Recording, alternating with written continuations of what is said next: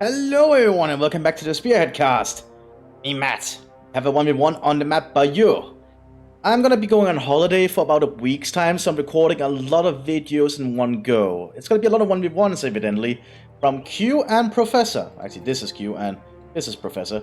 But this is the first one in that long series of 1v1s I'm just gonna be doing before I go on holiday, so just so you're all aware. And you can still send your replays to me, obviously. I'll get through them when I'm back. Anyway, let's go through where they're going. We have Professor playing as Wehrmacht with Ostdivision. That's intriguing, over a lot of Osttruppen early. And then we have Q as United States of America without a commander choice yet. But Ostdivision against Americans, this is always a fascinating one because I know now that there was a fair few Osttruppen on the Western Front, but most of them would have been fighting on the Eastern Front, obviously. Still, that's going to be interesting to see how these Eastern Europeans or Volkdeutsche that are forced to fight for the Nazis are gonna fight against the Americans here. Be fairly intriguing.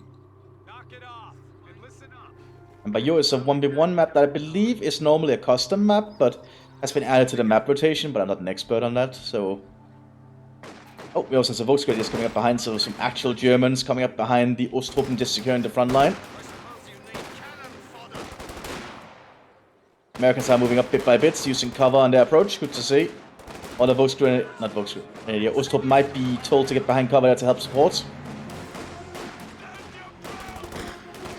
Ooh, smoke grenade going out to allow the Americans to get closer, I think. Not sure what what the plan there was. Is it to get the sandbags up? Looks like it might. Now the Volksgrenadiers now in the field. Smoke is almost clearing. The Americans have been in a fair bit of a long firefight here with these Osttruppen. And so far the Osttruppen have been winning, mostly because it's been a long range. But if the Americans could get closer, that could start to cause a lot of issues. So many rifle shots. The Osttruppen have the disadvantage of not having an SMG on their squad leader, while the Americans do have the Thompson for their squad leader, which could be a big deal. A good smoke allowing them to get closer. Volksgrenadiers coming up behind. Pineapple going in behind the smoke.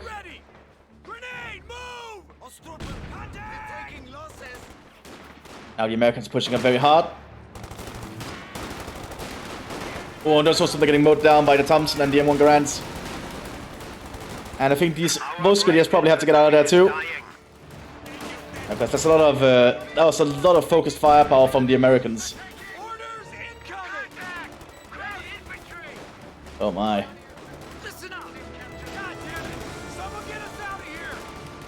Yeah, Volksgrenadiers are not doing so well.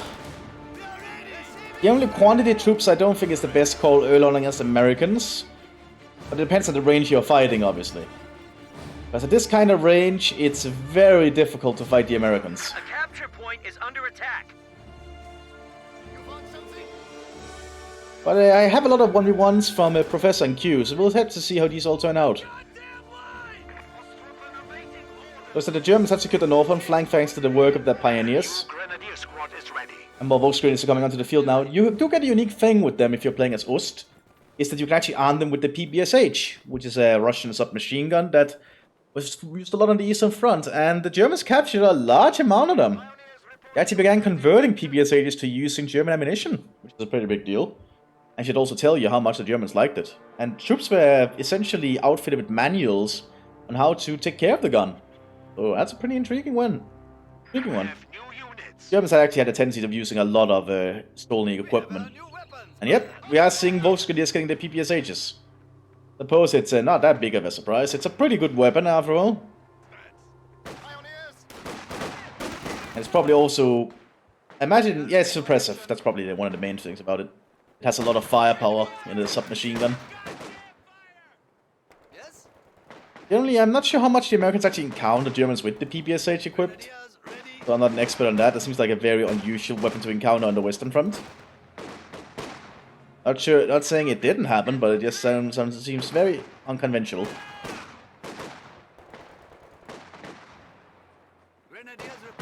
But lots of PPSHs. It will also help the Volksgrenadiers a little bit more close to medium range, but the Americans still just have a lot of guns.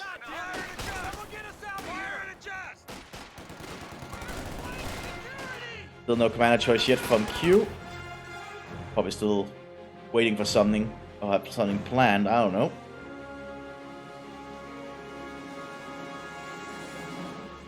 Germans are taking in along the front line up there.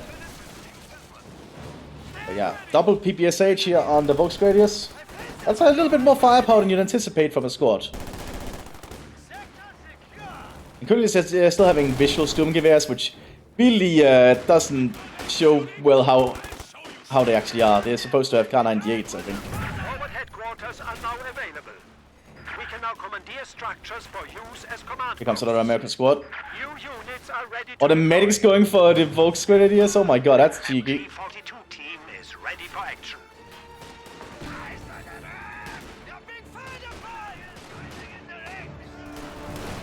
Oh yeah, the PPS is mowing them down out in the open. As you can see, it's a pretty good, powerful submachine gun. MD42 arriving for the Wehrmacht. The premier machine gun of the Germans at the time. MG34 was also more used, I believe, though, mostly because it was older. But MG42 was pretty damn good. Fires 1,200 rounds per minute, which is absolutely ridiculous from a machine gun.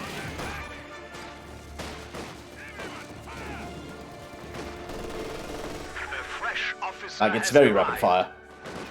Americans coming here, but there's a lot of Osttruppen here awaiting them. Osttruppen can actually be armed with trench magazines, which actually does not take up any of their weapon slots. Generally, it's an upgrade worth getting, in my own opinion. And it looks like we have a commander choice. It's Tank Destroyer for the United States. Okay, intriguing choice against Ost, but I don't know all the benefits of being Tank Destroyer. I know we get a cheaper infantry choice, but I'm not sure we're going to see the blockade buckets at this point. Also, the rifleman can get the heat bazooka if you're playing as Tank Destroyer. Veteran 2, which is pretty handy. Looks like we have field medications coming up now for the Germans to help heal up the troops back at base. And we also have a third Osttruppen going around. Oh, we also have a Lieutenant on the field here. Combat officer for the Wehrmacht. If you're playing as Infanterie and Osttruppen, he's a 5-man squad, so he can actually fight quite effectively at the front line. He can be equipped with the MP38, which is a neat little thing. Basically, it's the precursor to the MP40. So it's a neat little weapon. There's a lot of nice little details around. Also have a lieutenant here for the Americans. Similarly, lieutenants tend to often be combat squads for the United States. Most of the officers tend to be. But I think Tank Destroyer also gets some very combat-like, like infantry does, or rifle anyway. MT42 already showing itself on this angle. MT42 is really good at locking down an area.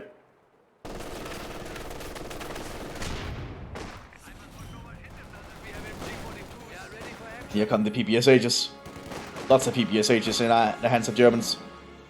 50 cal position is being set up though. One of our fighting positions and the Germans need to get rid of that. They could actually smoke it.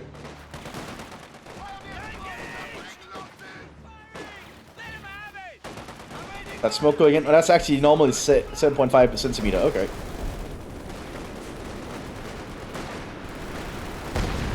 That might actually be enough, yeah. Fighting position to be taken care of. There's also one down here though. Pineapple going out for the US troops. I think the Germans have to pull back there. Enemies are swarming one of our emplacements. Yeah, that's not a good position for the Volksgradius. Pioneers have been able to flank down here though. We are losing a sector. Not sure they're gonna get out of that one though. And that's some heavy losses for the Germans. We are suffering losses. And that Lieutenant probably should also find a way to get out of there. MG42 still present. And MG42 is still lethal. I'll probably suggest moving it a little bit personally in case it wants to rifle it. Oh, he's attack grounding through the hedge. But I think the hedgerow is just blocking too many of the shots. And while the Americans are pushing up on the flank here held by the Eastern Europeans. You also do have the bloody buckets in, a cheap infantry squad available if you're playing as Tank Destroyer. Oh, he did move the MG42, nice. Looks like the Eastern Europeans are in trouble.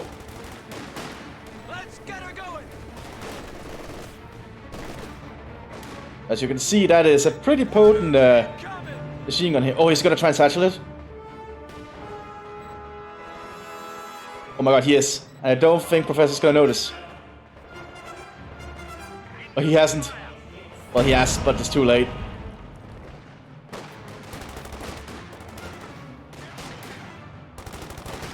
Meanwhile, we're getting some 25th Panzer Grenadiers coming in and some Volksgrenadiers as replacements. The 25th Panzer Grenadiers is actually a very interesting Panzer Grenadier unit, only available to Ostdivision.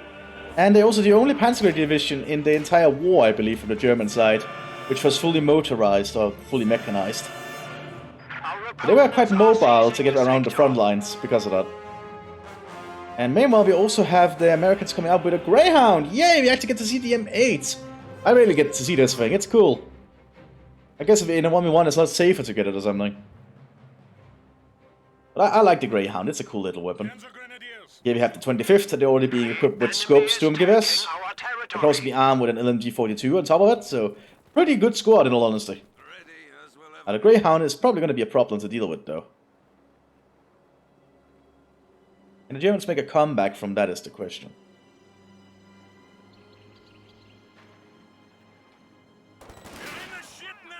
And the Panzer Grenadiers are now in a firefight here. Once they get the scope, Sturmgewehrs, they'll start mowing down stuff. Oh, the lieutenant might need to be a target. They're artillery going in on them, though.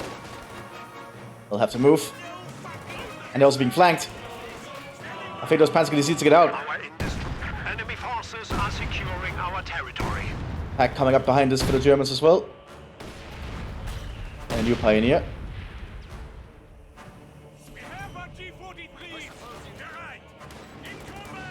Greyhound is present. And the Osttruppen are pushing upwards.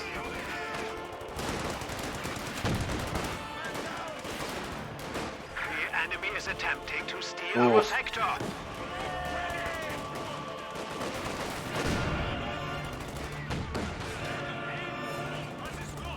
He's very cautious. That Greyhound is providing a lot of suppressive fire thanks to his machine gun. Well, I think in this situation he could probably switch to the 50 cal top rather than the normal gun. This will probably give it a more firepower against infantry. Pack 40 is moving up though. Oh, that's not a Pack 40, that's a Pack 38, I think.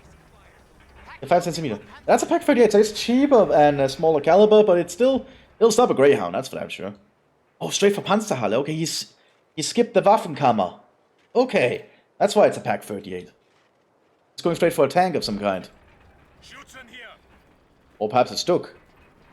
Also looks like they've been armed with a scope Gewehr 43 on top, so these guys are long-range Panzer Grenadiers at the moment.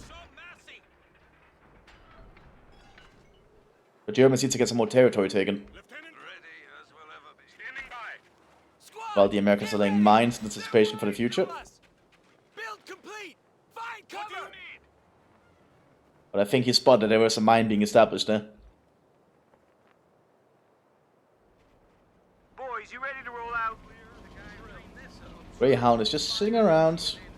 Americans are having a drink, talking about what they have to do after the battle. Basic stuff. Talking about the news gossip. Now the Panzer Grenadiers are in combat.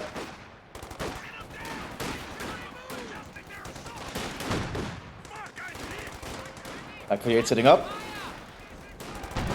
There we go, Greyhound down. Explosive going out for the pack. Didn't hit much. I think the Germans have to pull back here. They just retreat. Yeah, that was way too much fire on him. We have casualties. And the Pack 38 got decrewed too. And that's a pretty harsh one, I'm not gonna lie.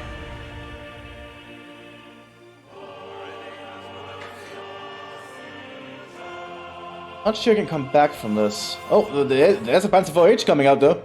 If that doesn't hit a mine, that could actually be quite dangerous. Our opponents are seizing a sector.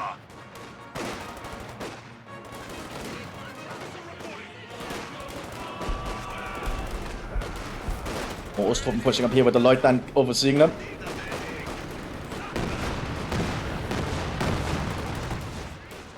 It looks like more of the bloody buckets have been called in. Captain just took the battlefield. The Germans using their Panzer Grenadiers can be a pretty big deal.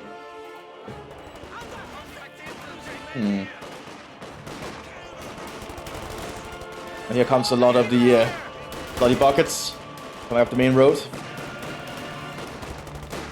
Not sure the Germans can hold that. The Lieutenant is trying his best though. We can now rush into the enemy line. But I think all the Ostrup are gonna die. Infantry squad has been killed. But we do have the Panzer IV in the field now. We can hear it. The Panzer IV is coming. You need something? Oh, Leute, moving on him. That's not good. He needs to pull back from that.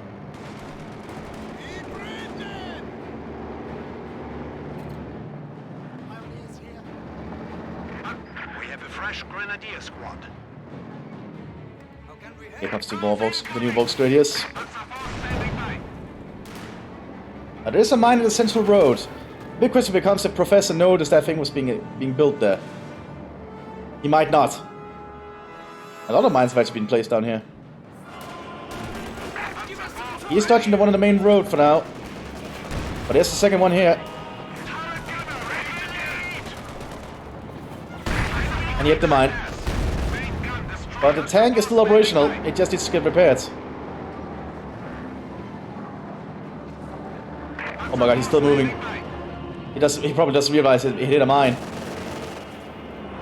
But there's some riflemen there with a bazooka. Missed. One of our fighting positions is sustaining fire.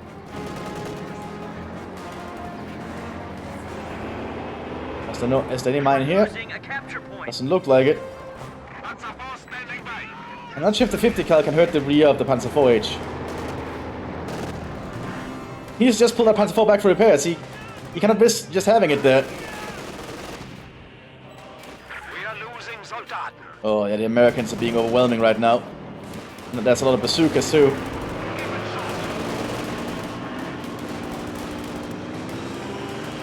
Let's see what he's trying here. It's not the best move, I'd say. Oh, he's trying to do that trick. But they put him in with such a charge range. Dodged it though. But another bazooka in the rear.